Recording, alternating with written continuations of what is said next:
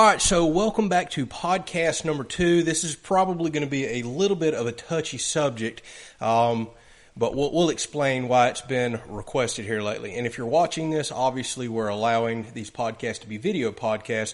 Some people may be streaming this back. So speaking of real quick, I don't know if people realize, a lot of people asked, how do we get this where we can listen to it in the car and not watch it on YouTube or Facebook?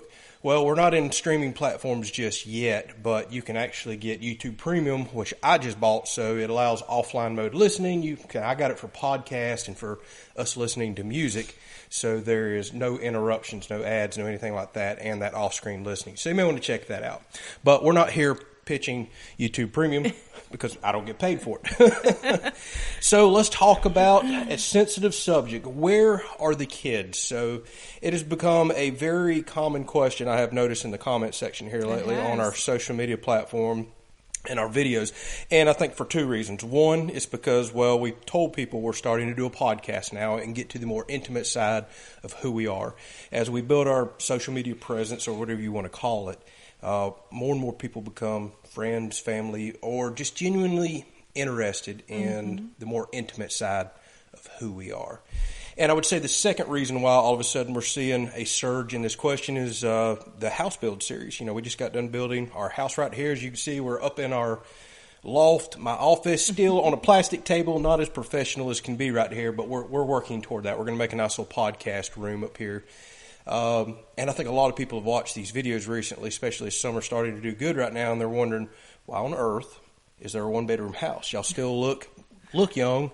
Where's the kids? You know, what's going on? So we could just start this podcast and say, hey, there was something in life, we were dealt a hand, you know, kids didn't come along, and hey, there's the end of the story. Right. But there's so much more to it than that. There always is. And we think there's a good story and things to share here. Now, with that said, some people may not agree with our viewpoints, and we're fully prepared for that, and we think some are going to agree 100%. But regardless, that's what these little sit-down sessions are, these podcast sessions, for us to kind of air out dirty laundry, good laundry, and just voice, you know, concerns, questions, and everything else that viewers have. All right, so Tiffany, with all of that said, let's take it back as far as you want to go to. I believe, especially coming from a motherly or female perspective, you'll probably have a little more input on this than I will, although I have plenty I would like to say as well. So where did the idea of not having children spur from with you? How far back does this go? Did you want them? Did you not? Yeah, so I basically knew, you know, probably at 8 years old or maybe a little younger, that I probably didn't want children. And I know that's just such a young age to have that figured out or have that thought come into mind. But mine kind of stems from childhood. And my mom, she was 16 when she had me. She got married just a month before she had me to my father. And she wanted nothing more in life than to have children, have a marriage. Like, she knew that at a really, really young age.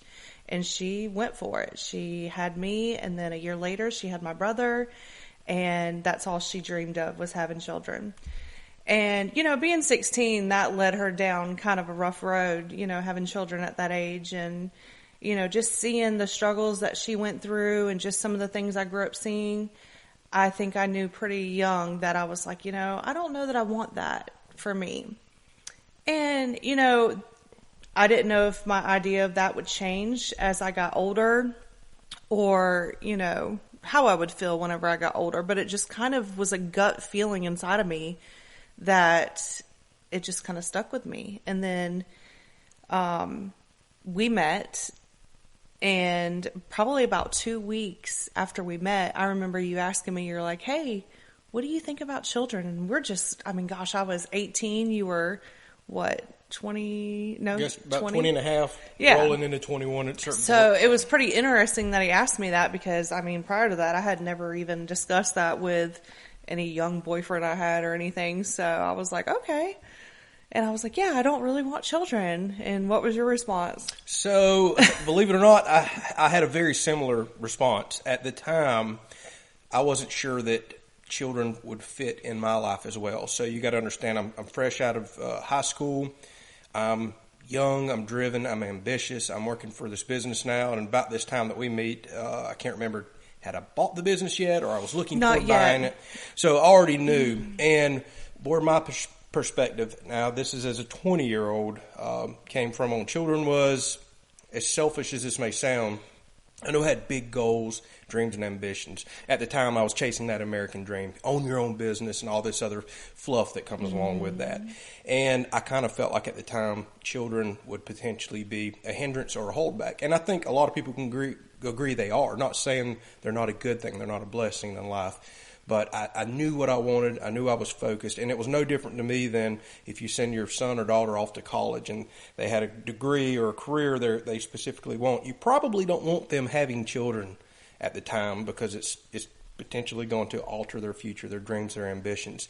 And I also had that same similar gut feeling that even after I felt like I was maybe got that dream, whatever it was, I wasn't sure if I wanted children. Now, I think this is a good time for me to interject at least my feelings on the matter. I was totally prepared for children. But the reason I'd asked you that is because I was having this same similar, I'm not sure they fit in my life. And I didn't really know why at the time other than I was just ambitious. And I think we both know it was because something bigger was coming. And we're going to get to that. So it's just difficult for me to say why that feeling was there. I come from a great childhood, 2 sisters, a loving family. So I can't say there was any sort of negativity or any reason why I thought I didn't want children in my life other than I was just driven and focused. And I just want to make for sure that who I was talking with at the time was prepared. Although I don't know why I asked you only 2 weeks in. It's not like we were very serious at that point. But I knew the majority of females in my life in that range that were just getting out to adulthood. We've all been programmed. You get the job. It might have been a deal breaker for you. No, I don't think it would have been. But, you're all programmed at that certain age in life. You go get the college degree. You go get the big house. You have the children. It's just what you're programmed to do. And whether people say that's instinctively or animalistic or what, but it's just the way the world programs you. So I was probably very curious and concerned at the time that you were going to be programmed that way, just like so many other people were. And I think I'm the type of guy, let's just go ahead and nip it in the bud, so to speak. And I want to make sure at the beginning of the relationship that you kind of understood my perspective and where I stood and if it was going to be a problem.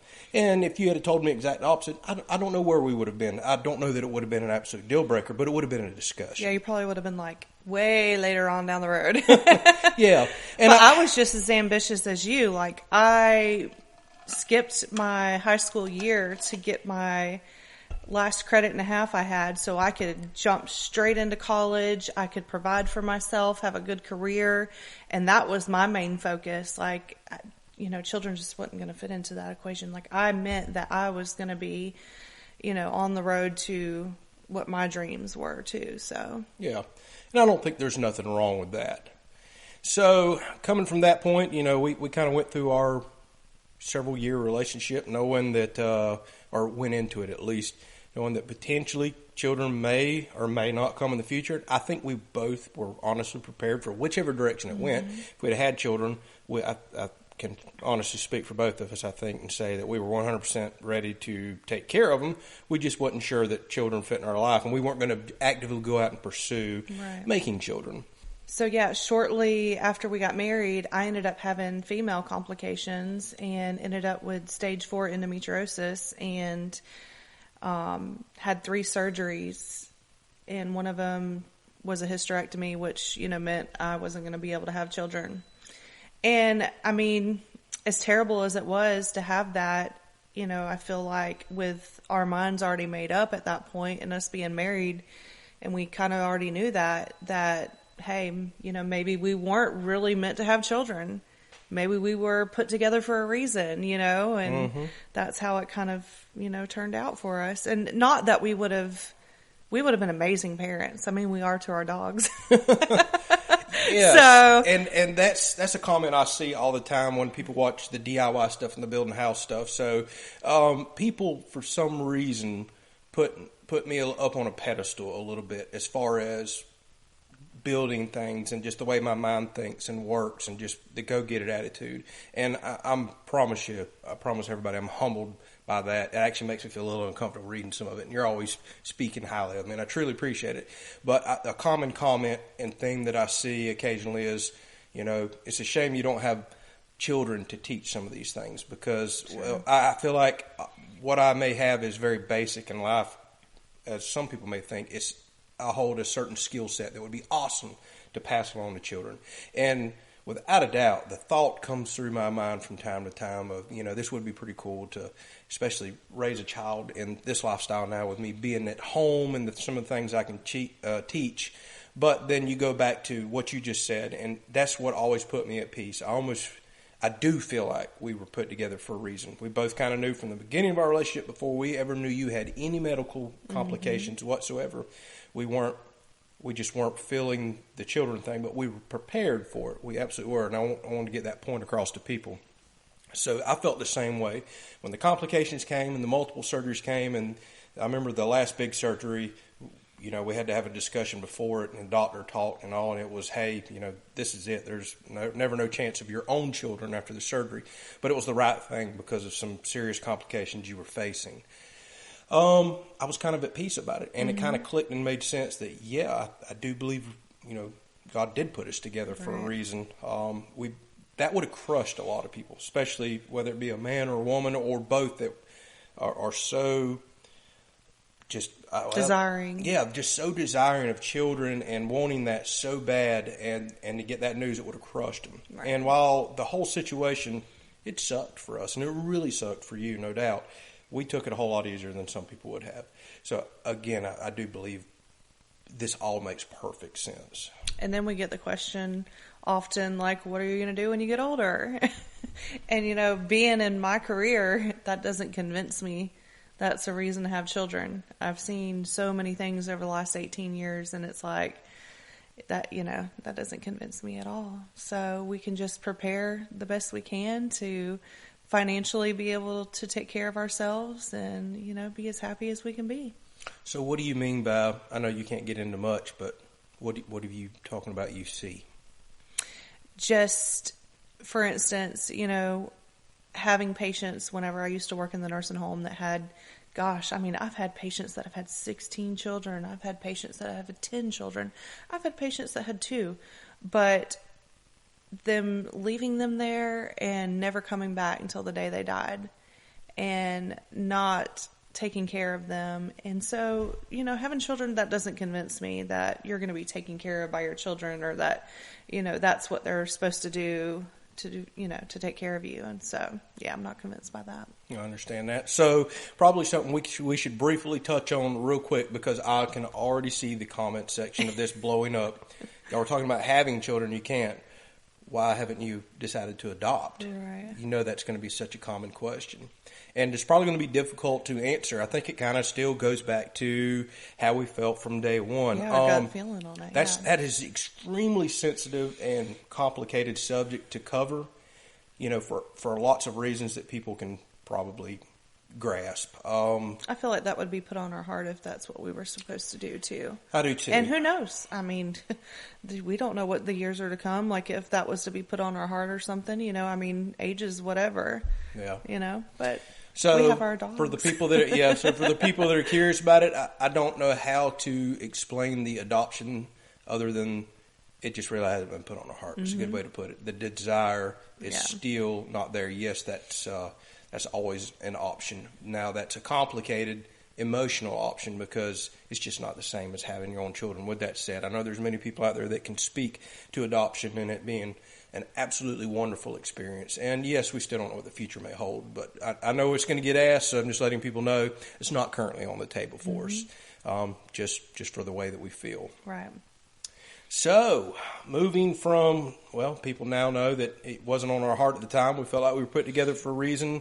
Your childhood, all the stuff you've seen in your medical career, let's not make excuses why people feel like they need to have children, That's just our standpoint on it. That's, what we've decided. Yeah. And we're good with that. So to sum all this up, so to speak, probably one of the biggest reasons this was brought up was because of the one-bedroom house.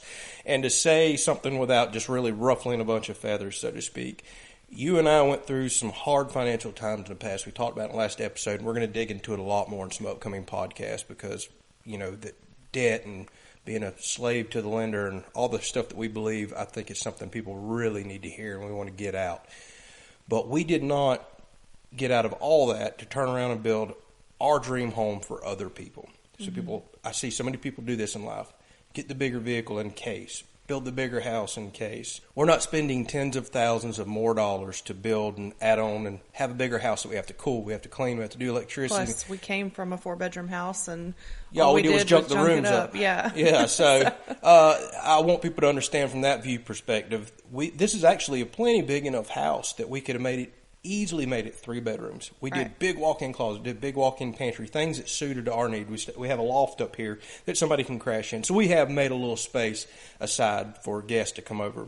But the mentality of build bigger than you think you need or build bigger than you want to appease or please somebody else, I'm sorry. I'm just not willing to build a bigger house that we have to heat, we have to cool, we have to pay more for up front for that 1 or 2 times a year that somebody's going to crash, especially when they can crash right up here just fine in a loft. And I truly think people understand that. The expectation of building this gigantic home or buying this gigantic vehicle for the what ifs is how you get in debt and how you spend a lot of money that you shouldn't. So while our home is completely different, and yes, it's a gigantic 1-bedroom house. Somebody said today, I can't believe you spent as much money you said on a 1-bedroom house. Well, it's over 3,000 square foot on a roof. It's built for us. I kind of look at it as our bachelor and bachelorette pad. And the fact that we haven't had children to this point, we were able to design and custom build such a unique and different style home that's for our needs. Yeah, which fits is us perfectly. Yeah, outdoors. We love being outside. We love entertaining, the outdoor kitchen, the space that we've done. So we're, again, taking this back, what's confused everybody is the big 1-bedroom house. Well, that's okay. You're allowed to do what you want in life. And we're allowed to think differently about kids. And I can remember back in the day whenever we used to tell people before the surgeries that, we're not sure that we wanted kids. People used to look at us like we were the devil. I know. Because they're so programmed to, that's what you're supposed to do. That you see that now with... It was really hard to answer that question with a lot of people. Because we just didn't know. It was, and it was still just that kind of gut feeling. We knew, but we didn't know exactly why. We were at peace with it. And now I think later in life, especially after the surgeries, we knew why we were at peace with it. I look at that as the way people react to us saying, we don't want children, as kind of where we're at in society right now. If you don't conform to the masses, people are just, their minds are blown.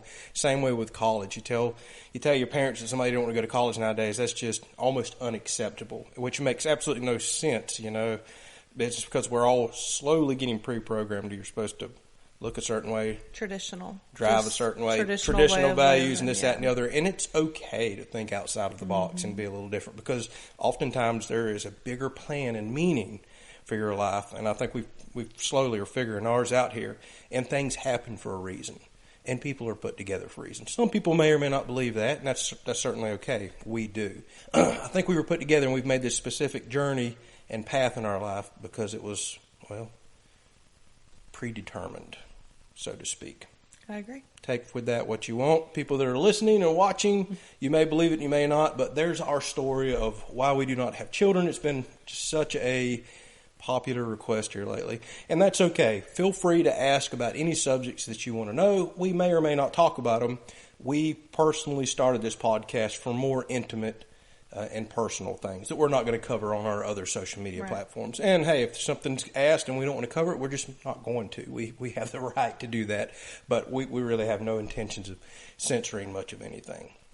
So hopefully you enjoyed it. Hopefully that answered your question. This is going to be a little shorter podcast than normal. We've got some coming up next that has been burning desires and questions for people about how we got started with the land and have started this kind of homesteading social media journey, so to speak. But people want us to take them all the way back to the beginning on purchasing the land. We have a really cool story with that, and we think we'll have some good information for people that are out, getting started, young marriages and couples and everybody that's looking for that land and that dream and that home. And also, hopefully we can help you all out with that. So thank you all so much for listening. We'll catch you on the next episode.